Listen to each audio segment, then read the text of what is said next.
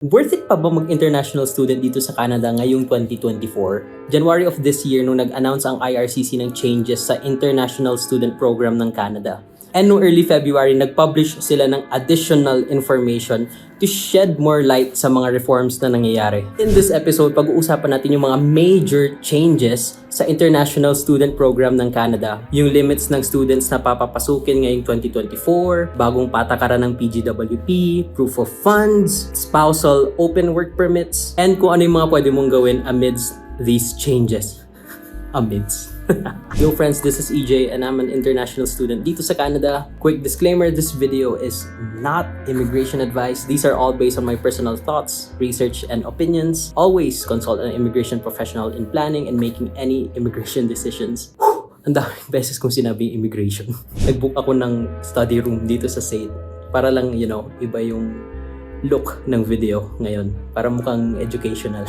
Also, leave a comment below kung anong tingin mo sa mga changes na to. Number 1 na pag-uusapan natin ngayon is yung intake cap for 2024. So yung government ng Canada mag-i-implement ng 2-year cap sa number of students, international students na papapasukin dito sa bansa. For 2024, they're putting a 360,000 cap sa mga international students na papapasukin. That is a 35% decrease. As far as I know, yung average students na pinapapasok ng Canada from 2022 to 2023 is nasa 500,000, almost 600,000. Number 2 is yung provincial caps. So yung 360,000 is for entire Canada. I-spread out yung 360,000 between provinces. So each province will have individual caps reflecting the population to manage unsustainable growth. Ang pinaka-maapektuhan dito is mga provinces with the most amount of international students na pumapasok. So particularly, these are Ontario, British Columbia, and Nova Scotia. Apparently, hindi masyadong madami ang pumasok dito sa Alberta na international students for 2022 and 2023. And here are some important notes pala regarding this cap. First is hindi kasama dito sa cap yung mga nag-apply na before January 22, 2024. So if nag-apply ka before January 22, 2024, you're not included sa cap na to. Pero if nag-apply ka after January 22, 2024, you're already included sa cap and kailangan mo na ring mag-provide ng provincial attestation letter. Attestation? Yun na naman, hindi ko na naman alam i-pronounce eh. So sabi dito, to implement the cap as of January 22, 2024, every study permit application submitted to IRCC will require an attestation letter from a province or territory. So yung letter na to is proof na nabilang na nung province or territory yung student doon sa cap. Kung ano man yung cap ng province na yun.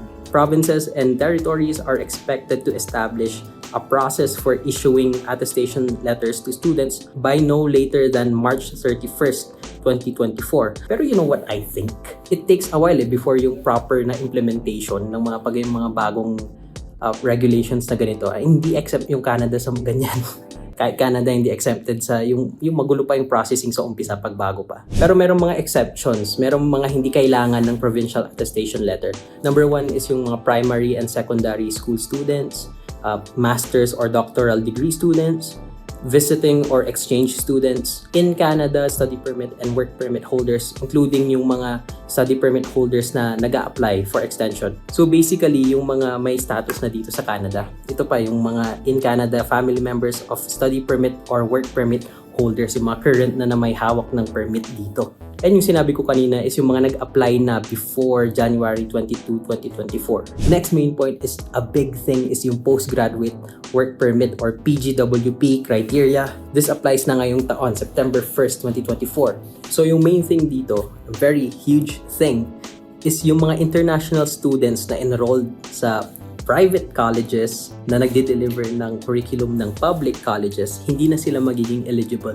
Ito yung mga public-private partnership colleges. So basically, ang ginagawa nila is magbabayad yung student sa public college dito na designated learning institute for sure. Pero yung public college na yon, i-outsource ka, papadala ka sa private college na kinontrata nila to deliver their curriculum. Ang nangyayari doon is gagraduate yung student sa private college na yon kung saan man yan. Pero yung diploma nila is from the public college. Apparently, ang problem ng Canada dito is subpar yung education na ibibigay pagka ganun.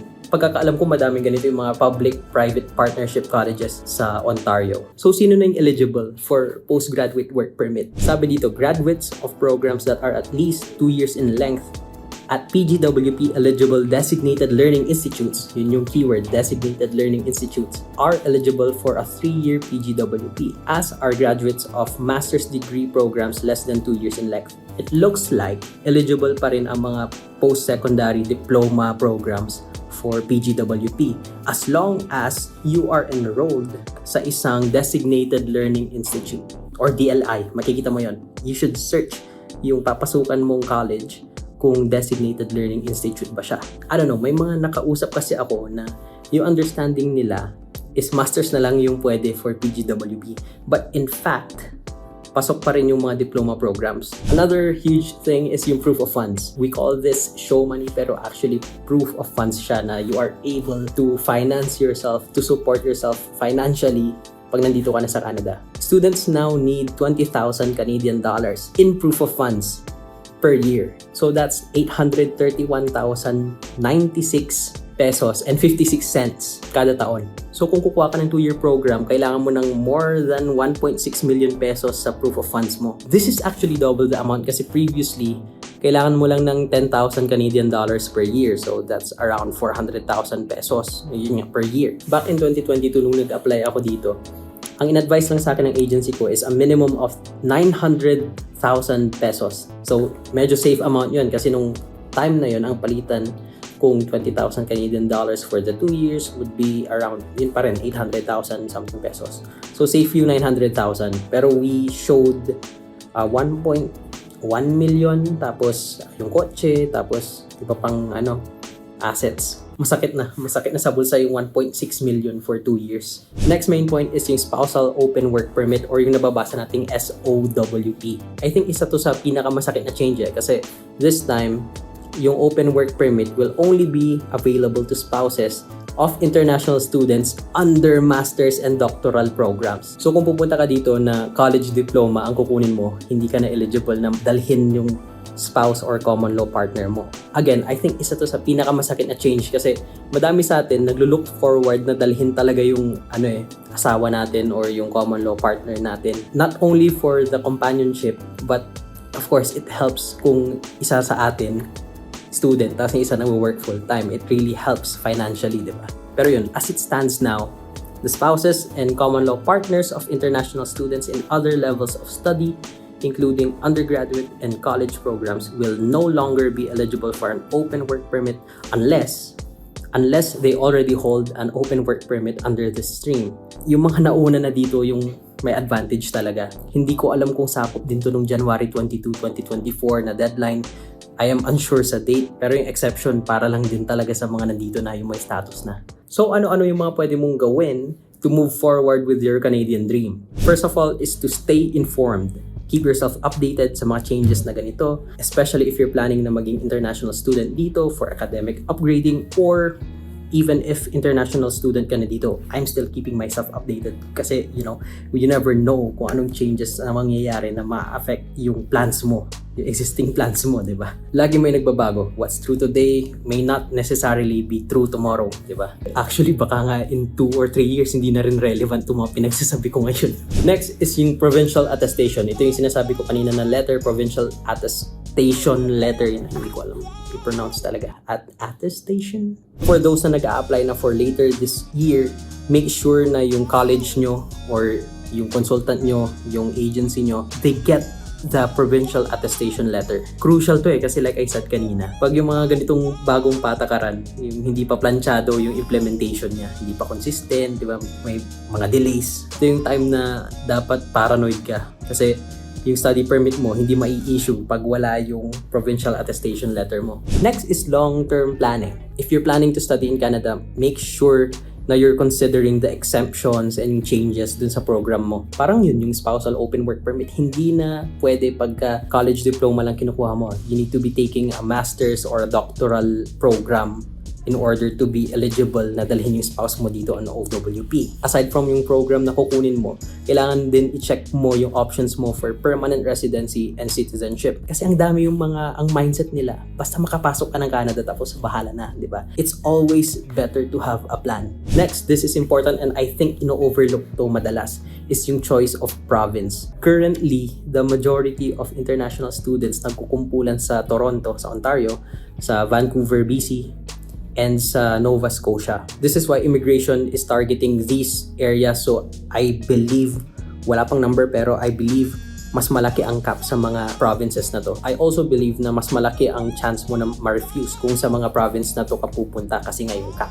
I think kung sa ibang provinces ka mag-a-apply like sa Alberta, Newfoundland, Quebec, Northern Territories, you'll have better chances na ma-approve yung visa mo. Last thing is yung private colleges. Be mindful kung saan ka mag-e-enroll. Make sure it's not a private college or yung private college na licensed to deliver curriculum ng associated na public college. Make sure na you're entering an institution that's a DLI, Designated Learning Institute. Kasi yun lang din yung mga PGWP eligible dito sa Canada. Make sure you research properly kung saan yung papasukan mo. I go to SAIT, as far as I know, with all these changes, DLI pa rin ang SAIT, mag-offer pa rin sila ng PGWP. So the question is, gugustuhin mo pa bang mag-international student dito sa Canada? Thanks for sticking around. Don't forget to like and subscribe. Leave a comment below kung anong tingin mo sa mga changes na to. And hanggang dito na lang. I'll see you in the next one. Bye!